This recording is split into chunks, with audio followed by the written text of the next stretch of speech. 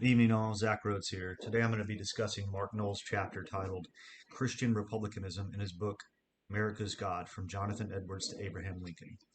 Before we dive into the chapter, however, I think it's important to focus on Mark Knoll as a historian and leading evangelical writer.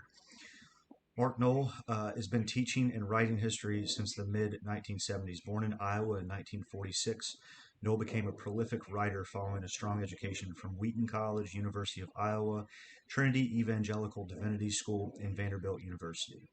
Knoll was published since 1977 and has been recognized by Time magazine as one of America's 25 most influential evangelicals and and was awarded the National Humanities Medal by President George W. Bush and the National Endowment for the Humanities.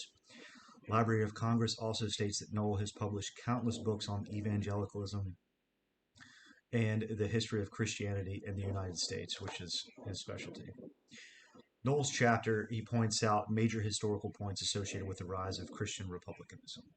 However, Knoll also discloses the fact that prior to 1740, traditional Christians mostly opposed republicanism, which ultimately implies that the coming of the American Revolution and the strive towards liberty, both religious and civil, played a critical role in this previously unlikely duo.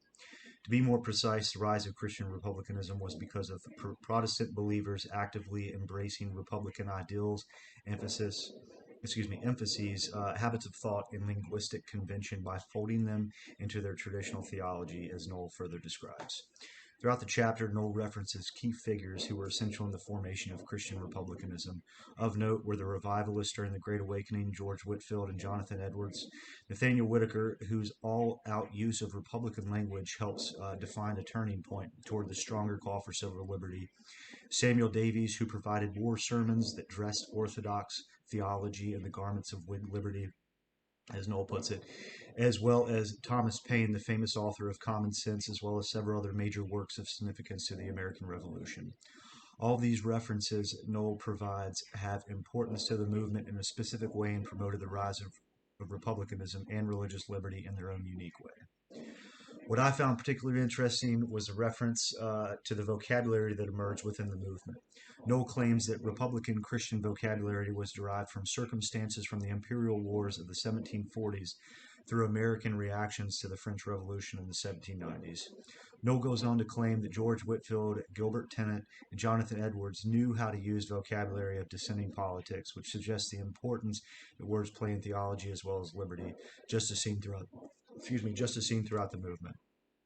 It is further suggested in the article that before and during the Revolution, Patriot publicists skillfully and repeatedly linked parliamentary actions to the devil, thus drawing an additional connection between Christianity and republicanism. Excuse me. Knoll discusses historical events like the Stamp Act, which deepened, expanded, and sharpened American Christian republicanism, as well as its spiraling process of alienation from Britain. Works of authors from individuals like Thomas Paine were utilizing these revolutionary events by the Patriots, putting their own uses to them, thus promoting the American cause through literature that could be molded to fit the agenda of the revolutionaries. James T. Kloppenberg, author of The Virtues of Liberalism, summarizes the idea of Christian republicanism and its formation before the American Revolution by stating that American revolutionaries committed themselves to a pair of principles that held out formidable challenge to the new nation, thus supporting Knoll's analysis on the subject. Knoll further provides the basis that allowed for the creation of Christian republicanism by stating that it was possible only because of considerable ideological flexibility.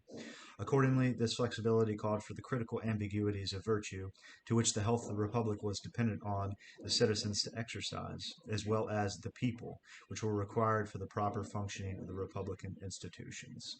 Thank you and good night.